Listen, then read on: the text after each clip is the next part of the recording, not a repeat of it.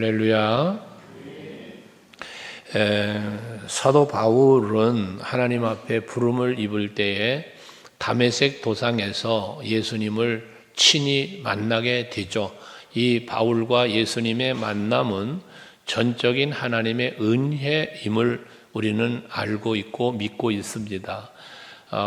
바울은 당시에 예수 믿는 자를 박해하던 사람이었잖아요. 그때도 그 박해를 위하여 나아가는 중에 다메섹 도상에서 예수님을 만난 거예요. 그것은 예수님이 바울을 찾아오신 거고 만나 주신 것이죠. 오늘 우리가 예배하는 것도, 우리가 예수를 믿고 구원받아 하나님의 자녀가 된 것도 이처럼 하나님의 전적인 은혜로 이루어졌음을 우리는 믿고 있습니다. 근데 이제 중요한 것은 뭐냐 하면, 하나님께서 우리를 부르실 때에 부르심의 목적이 있다는 사실이고요. 바울에게도 마찬가지죠. 부르시고 만나주신 주님께서 그에게 하신 말씀을 보면 목적이 있음을 발견하게 되어집니다. 바울을 만나 부르심의 목적에 대해서 사도행전 앞에 우리가 묵상했습니다만 9장 15절 16절에 보시면, 주께서 이르시되 가라, 이 사람은 내 이름을 이방인과 임금들과 이스라엘 자손들에게 전하기 위하여 택한 나의 그릇이다. 이게 목적이에요. 이방인들에게 예수의 이름을 전하게 하시려고 부르셨다라는 목적을 말씀하고 있습니까? 그러면서 이어진 말이 뭐냐면, 그가 내 이름을 위하여 얼마나 고난을 받아야 할 것을 내가 그에게 보이리라 라고 말씀을 하셔요. 다시 말해, 하나님께서 바울에게 사명을 주시는데 그 사명을 목적을 갖고 부르셨고 보내시는데, 보냄을 받은 자로 나가서 사명을 감당하다 보면 그 예수의 이름을 위해서 고난을 받게 될 것을 말씀을 하시는 거예요. 우리들도 마찬가지, 하나님 앞에 부름을 입고 세움을 입어 우리가 신앙생활하는 과정 속에서 여러분에게 주어진 직분, 사명을 감당하려고 할 때에는 고난도 따라올 수 있다라는 사실을 말씀해주고 있는 것이죠. 이러한 예수께서 고난당하게 될 것을 말씀하신 것처럼 사도 바울은 고린도후서 11장 말씀에 보면 23절, 그래서 말하기를 그들이 그리스도의 일꾼이냐 정신없는 하거니와 나는 더 그러하다. 자기가 수고한 일에 대한 이야기를 하는 거예요. 그러면서 이어진 말이 뭐냐면, 내가 수고를 넘치도록 하고 옥에 갇히기도 더 많이 하고 매도 수없이 맞고 여러 번 죽을 뻔하였으니 라고 해요. 그러니까 40에 하나 감한매를 맞았다, 태장을 맞았다, 감옥에 갇혔다, 죽음의 위기 속에 빠졌다. 바울은 맡겨진 이 복음 전하는 사명을 감당하는 일을 감당할 때에 그런 고난을 수없이 겪었음을 말씀하고 있는 것입니다. 그런데 이런 엄청난 고난을 당하다 보면 보편적인 사람들 어떻게 합니까? 힘들고 어렵고 고난을 당하면 포기하고 또는 낙심을 하고 그러는 경우가 얼마나 많습니까? 하지만 사도 바울은 그 수많은 고통을 당하였던, 사역을 위하여 당한 고통을 이야기하면서 고린도후서 11장 28절 말씀을 보면, 이 외의 일은 고사하고, 다시 말해 지금 성경에 표현했던 그 고난당하는 일 외에도 더 많은 수많은 고난을 당했다는 것이거든요. 그걸 다 고사하고 아직도 날마다 내 속에 눌리는 일이 있으니 그래요. 그 고통을 이미 받은 고통도 있지만 그 고통 외에도 지금도 눌리는 고통이 있다는 거예요. 그 고통을 뭐라고 말합니까? 곧 모든 교회를 위하여 염려하는 것이다 라고 말씀을 해요. 이건 뭘 말합니까? 바울은 복음을 전하기 위하여 고난을 수없이 당하였지만 그럼에도 불구하고 바울의 마음속에는 세워져 가야 할 교회들에 대한 염려, 그 교회들을 위한 그러한 마음이 간절했음을 이렇게 표현하고 있는 것입니다. 여러분, 우리 서강교회 성도 여러분들이 주의 일을 감당하고 그리스도의 몸된 교회를 섬겨가는 일에 힘들고 어려운 일이 있을지라도 그것 때문에 포기하고 좌절하지 말고 여러분들 더 열심을 품고 우리 그리스도의 몸된 서강교회를 향하여 열심을 품고 주님의 일을 감당할 수 있는 여러분 모두가 되실 수 있기를 바랍니다. 멸망해가는 이스라엘 백성들, 하나님을 버렸어요. 하나님을 떠났어요. 그래서 멸망당하는 거예요. 그런 가운데 있는 이스라엘 백성들을 바라보시는 하나님의 마음이 선지자들을 통하여 계속해서 선포하셨지 않았습니까? 그 가운데 예레미야 선지자에게 말씀하시는 하나님의 말씀을 보시면 예레미야서 9장 23절 24절의 말씀인데요. 거기 보시면 여호와께서 말씀하시기를 지혜로운 자는 그의 지혜를 자랑하지 말라. 또 용사는 그의 용맹을 자랑하지 말아라. 돈 많은 부자는 그 부요함을 자랑하지 말아라. 이게 뭐예요? 세상적인 것들을 자랑하지 말라는 거예요. 내 세상의 지혜, 세상의 부, 세상의 심, 이것 자랑하지 말라는 거예요. 왜? 그것 자랑한다는 얘기는 무엇을 말하는 겁니까? 그것을 위하여 살게 되는 걸 말하는 거예요. 그걸 추구하며 사는 거예요. 그거 하지 말라는 거예요. 하면서 24절의 말씀 뭐라고 해요? 같이 읽어볼래요? 24절 시작. 자랑하는 자는 이것으로 자랑할지니 곧 명철하여 나를 아는 것과 나 여호와는 사랑과 정의와 공의를 땅에 행하는 자인 줄을 깨닫는 것이라. 나는 이 일을 기뻐하노라. 여호와의 말씀이니라. 할렐루야.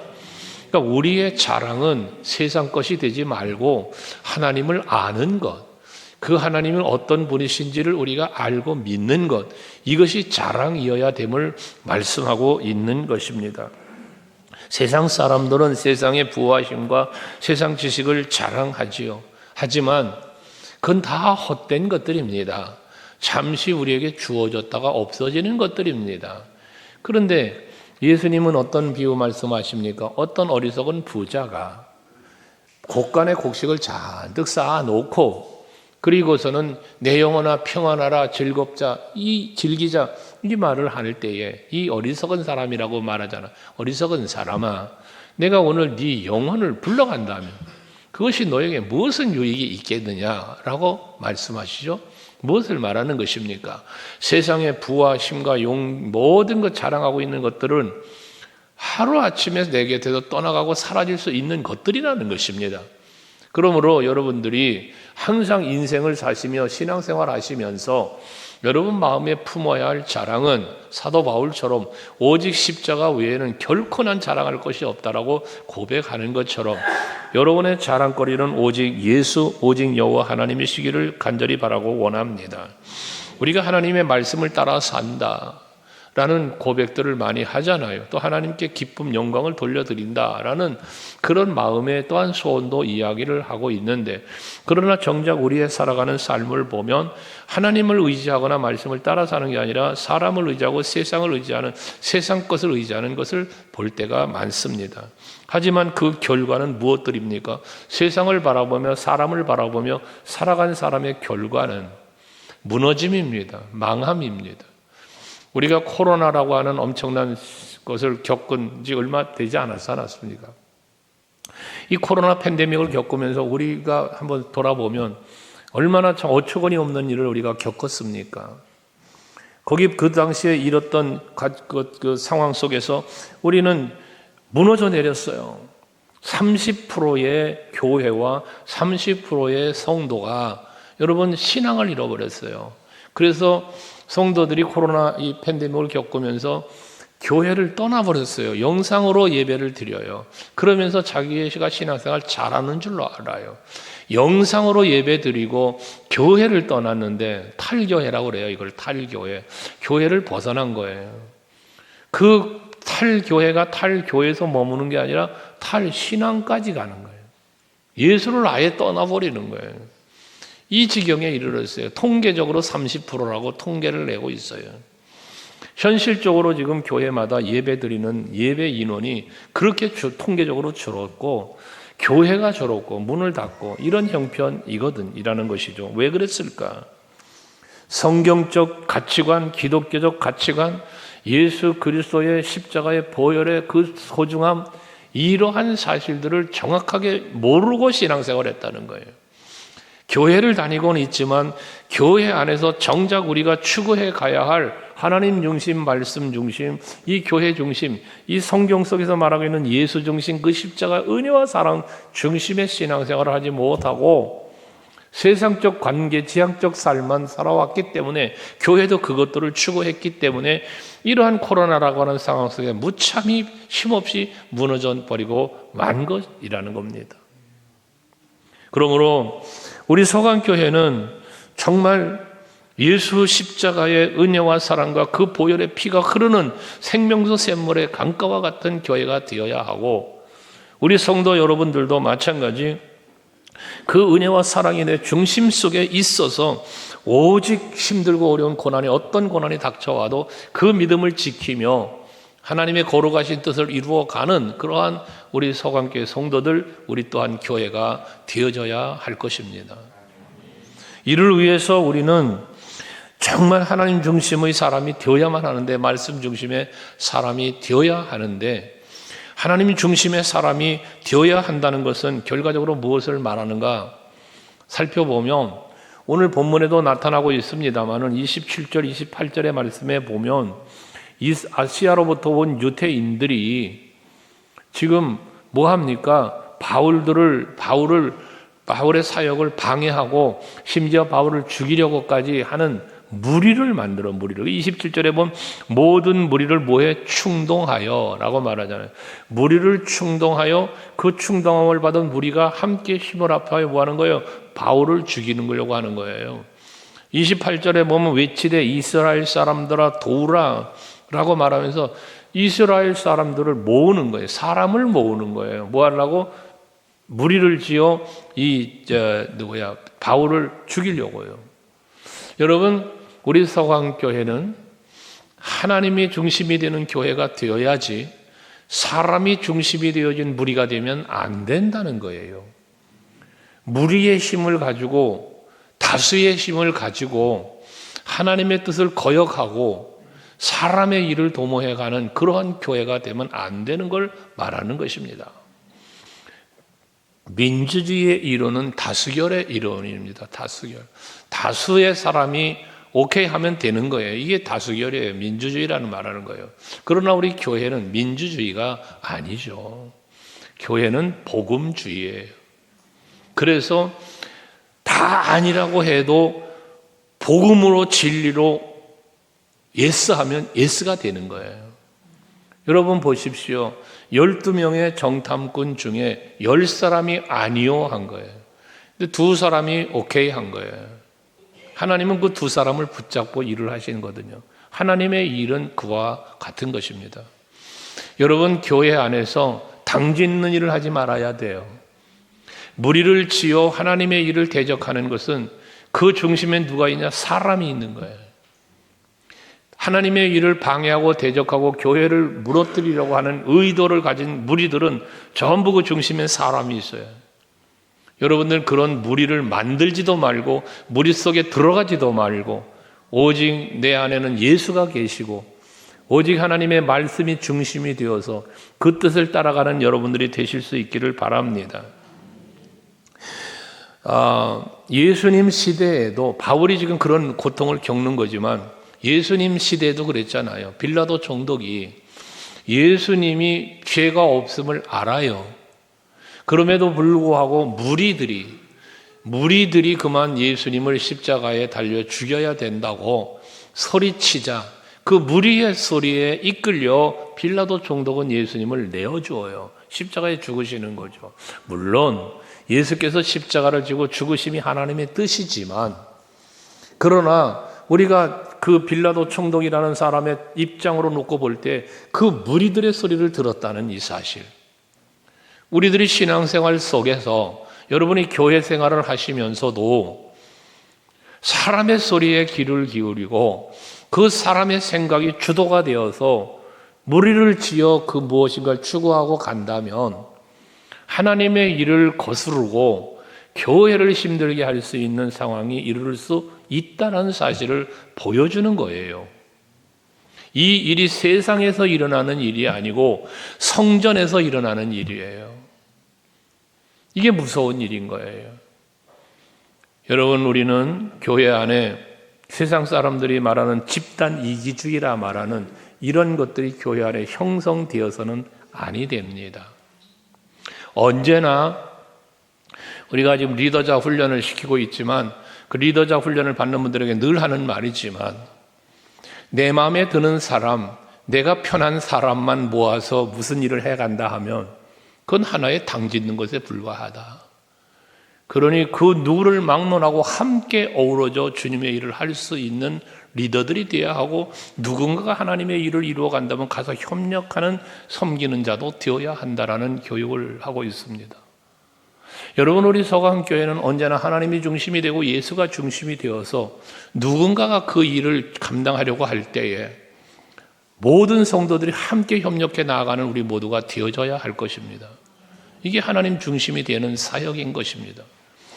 우리가 교회적으로 하는 일들, 전도를 하든 봉사를 하든 선교를 하든 무엇을 하든 전 여러분에게 늘 말씀드리는 것이 뭐예요? 함께 합시다잖아요. 함께 합시다. 어떤 특정한 사람만이 하는 일이 아니라 모두가 함께 하시자는 겁니다. 이게 하나님 중심의 삶을 사는 우리 성도들이 해야 할 일인 것입니다. 무리를 만들되 그룹을 이루되 이것이 사람이 중심이 된 그룹이 아니라 예수가 중심이 되는, 교회가 중심이 되는 우리들이 되어야 한다는 것입니다. 사람들은 바울을 지금 해하려고 하는 이 사람들은 얼마나 잘못된 판단이 저들에게 있었는가를 보여주는 말씀이 28절에 나와요. 거기 보면 뭐라고 말합니까?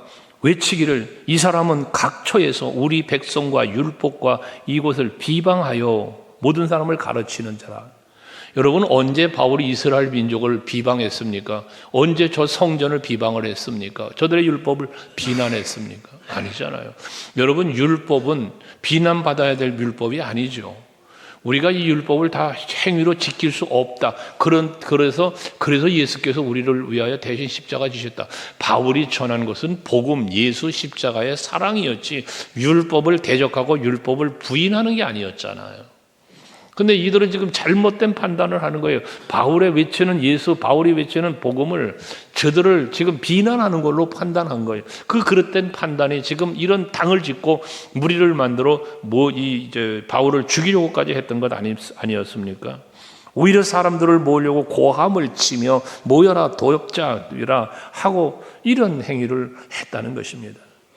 여러분, 우리는 기도해야 합니다. 무슨 기도를 할까?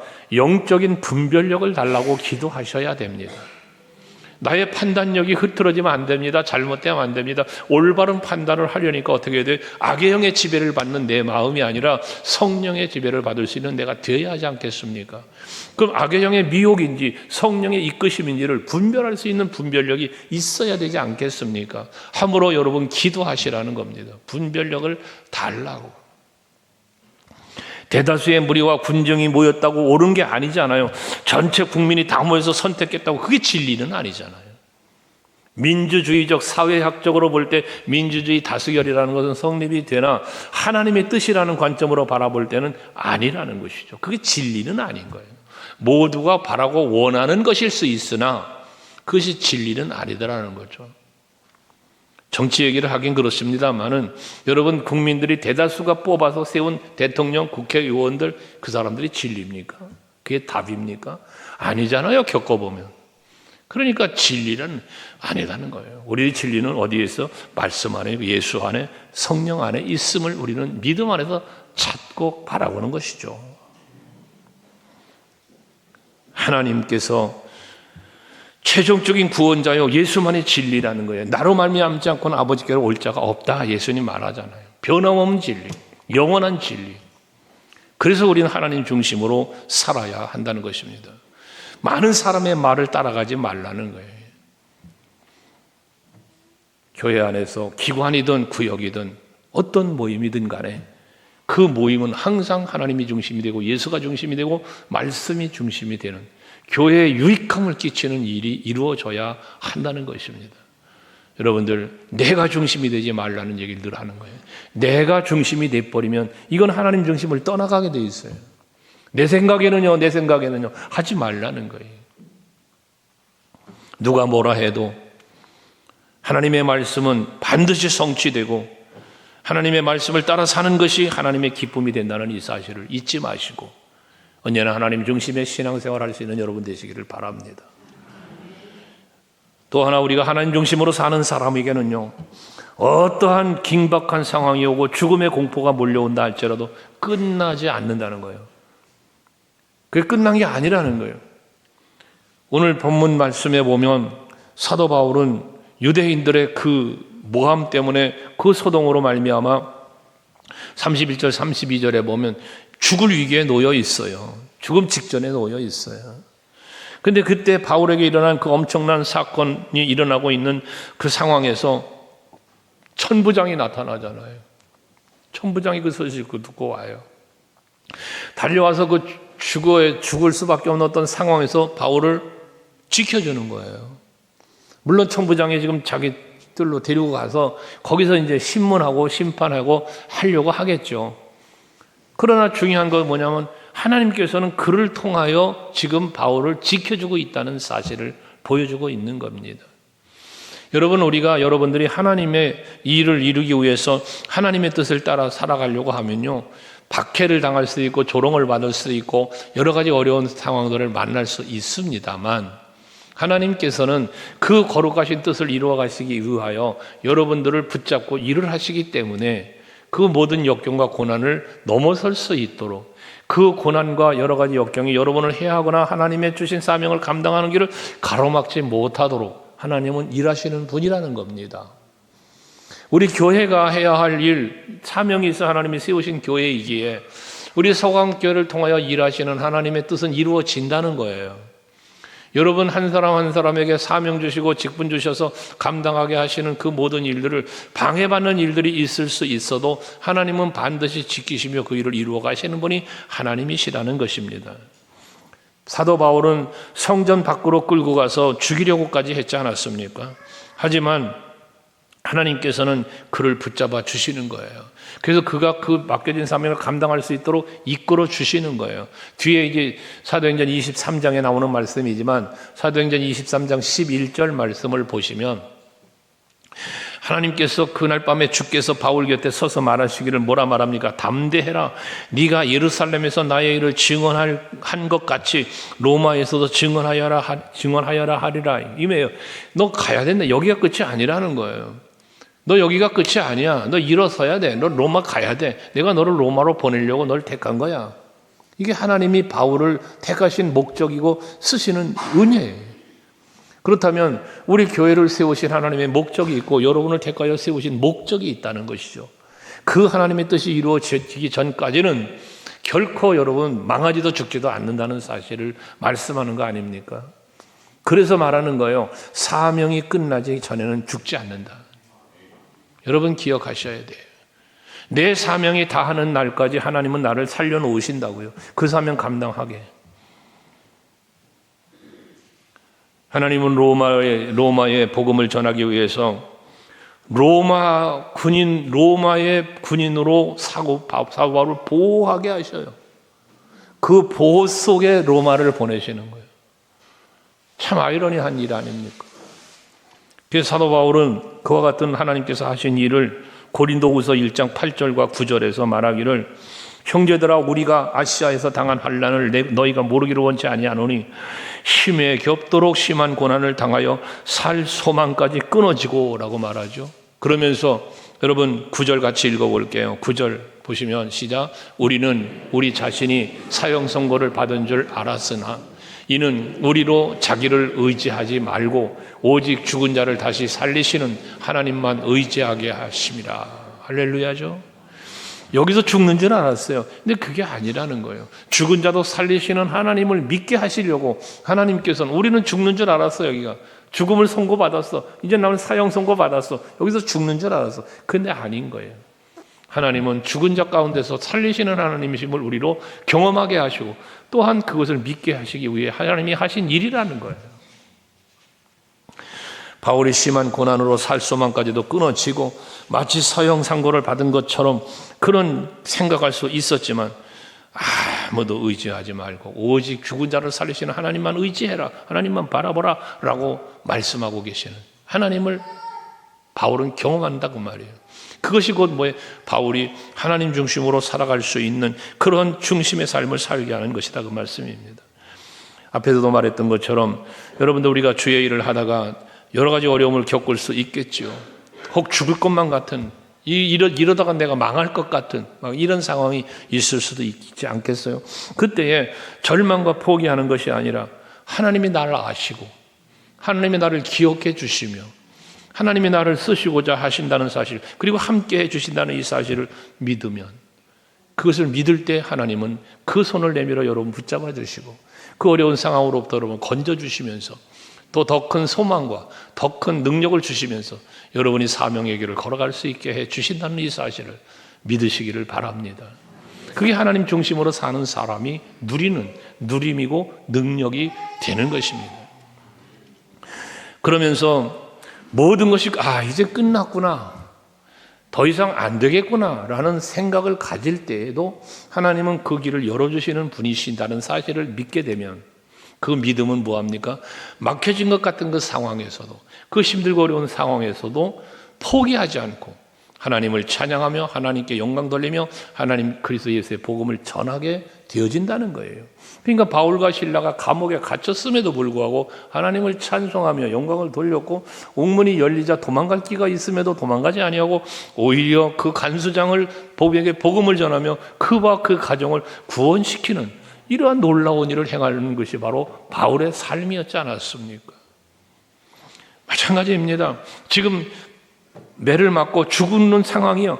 거기 천부장에게 붙잡혀가. 그런데 37절 이하의 말씀에 보면 사도 바울은 그 붙잡혀가고 있는 상황 속에서 천부장에게, 여러분, 내가 당신에게 말할 수 있는 기회를 달라는 거예요. 무슨 말이겠습니까? 그가 말하고 싶은 게 무슨 말이요? 뒤에 나오는 내용들입니다만 나 좀 살려주시오, 나 좀 도와주시오, 이거 아니잖아요. 천부장에게, 지금 붙잡혀가고 있는 천부장에게 복음 전하고 싶은 거예요. 예수 전하고 싶은 거예요. 그 힘들고 어려운 상황에서도 오직 예수를 전하려고 하는 그 모습이 바로 바울에게 있었다는 건데, 그러한 바울의 열정이 어디서 와요? 예수 중심, 하나님 중심의 삶 속에서 나오는 거다 그 말이에요. 여러분들이 알고 있고 여러분이 믿고 있는 하나님은 어떤 분이십니까? 앞에서도 세상 것을 자랑하지 말고 오직 여호와를 자랑할 수 있어야, 아는 것을 자랑할 수 있어야 된다고 말했던 것처럼, 여러분이 알고 계신 하나님은 어떤 분으로 알고 계시냐 말이요. 여러분이 믿고 있는 하나님은 어떤 분이시냐 말이요.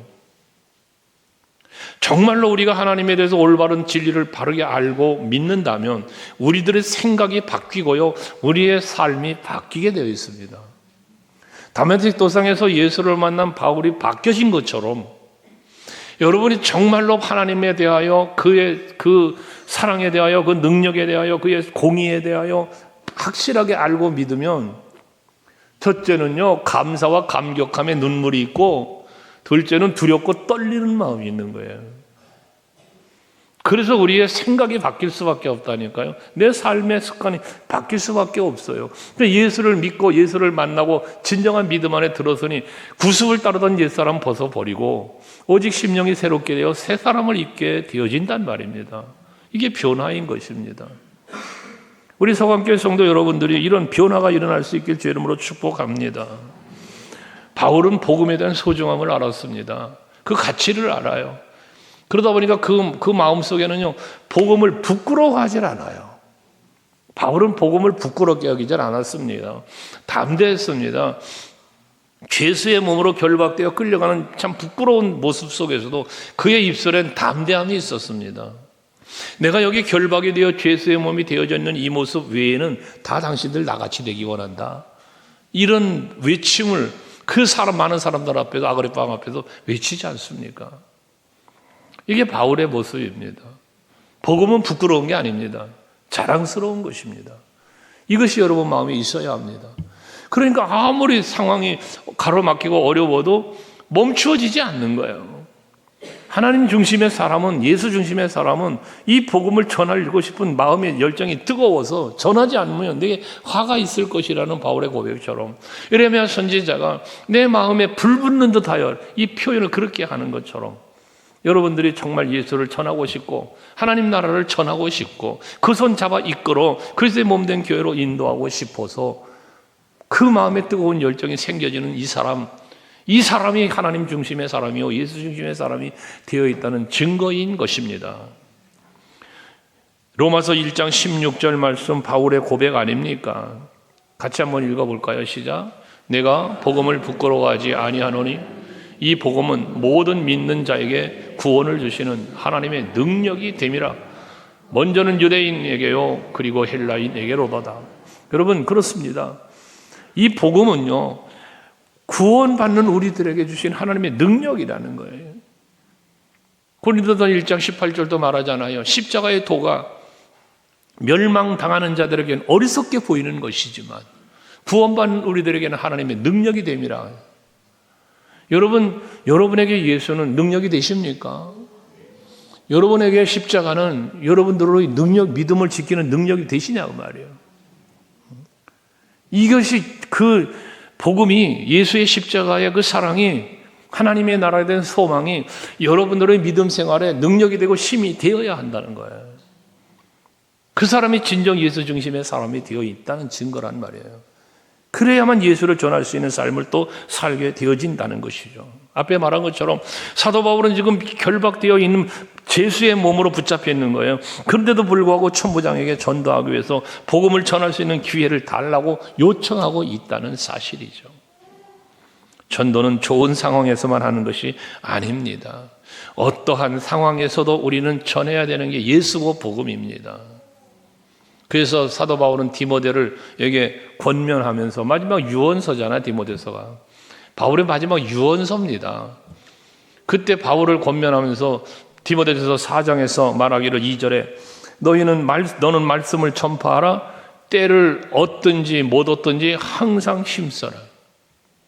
어느 때든지 어느 곳에서든지 항상 복음을 전하기 위해서 힘쓰라고 말씀하고 있는 것입니다.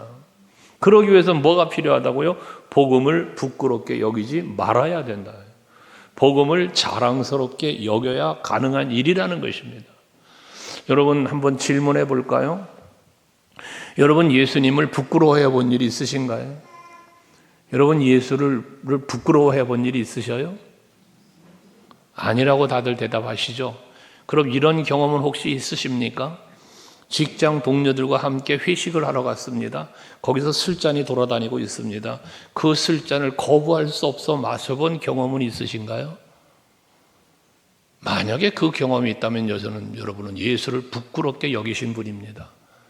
식당에 많은 사람이 모이는 식당 앞에 봐서 겸손하게 식탁 앞에서 기도를 못 해보신 적이 혹시 있으신가요? 사람들이 시선이 뜨거워서. 여러분 그것은 여러분이 예수를 부끄럽게 여기신 증거입니다. 우리는 예수를 부끄럽게 여겨본 적이 없다라고 말하지만 내 삶의 현장 속에서 삶 속에서 내가 살면서 예수를 믿는 믿음의 사람으로서의 당당함, 자부심, 자긍심이 부족하여 오히려 그 행위를 전도하는 거 여러분 전도하고 예수 전하는 게 부끄럽습니까? 그건 여러분 예수를 부끄럽게 여기는 거 아닙니까? 그런데도 우리는 생각합니다. 나는 예수를 부끄러워해 본 일이 없다라고요.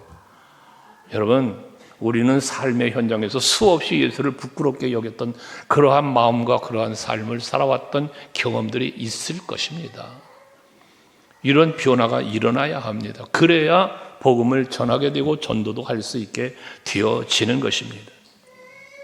우리는 전도할 때에 당당한 믿음과 복음을 부끄러워하지 않고 예수를 부끄러워하지 않는 믿음을 나에게 달라고 기도하셔야 됩니다.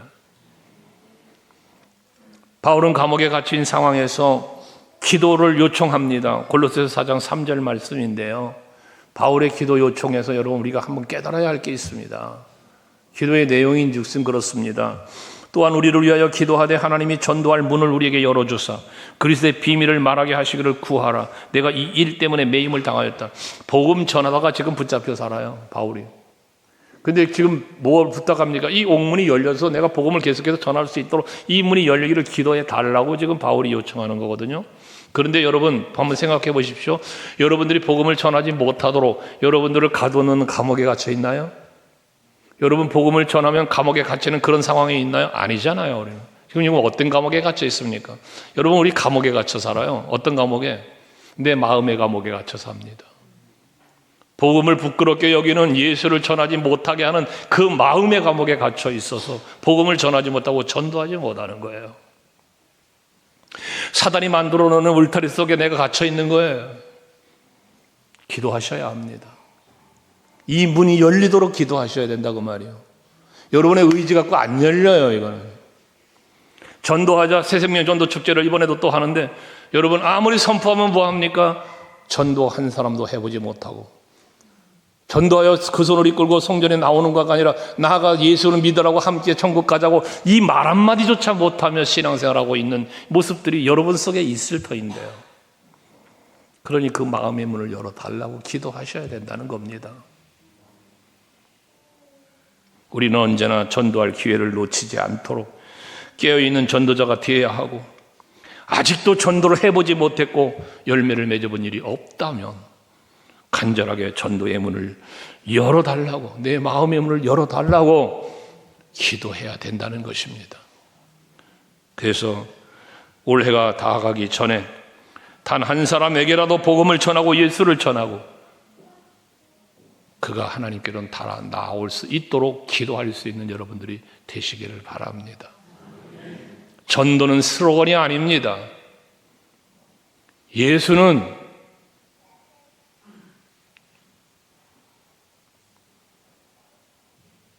그저 우리가 기도할 때만 잊히는 그 이름이 아니라는 것입니다. 전해야 될 이름이 예수입니다. 우리 마음에 간직해야 될 것이 예수의 이름입니다. 그게 하나님 중심으로 사는 삶의 모습인 것입니다. 우리 서강교 성도 여러분, 사도 바울의 마음의 열정처럼, 예레미야의 마음의 열정처럼 여러분 마음에 하나님이 중심에 계시고 예수가 중심에 계셔서 그 불일 듯 일어나는 마음의 열정이, 복음을 전하고자 하는 열정이 뜨거워서 마음의 눈이 열리고 입술이 열리고 삶의 발걸음이 열려나가서 예수 복음 전하여 아름다운 전도의 열매를 맺어가는 여러분 모두가 될 수 있기를 주 이름으로 축원합니다. 기도하시겠습니다.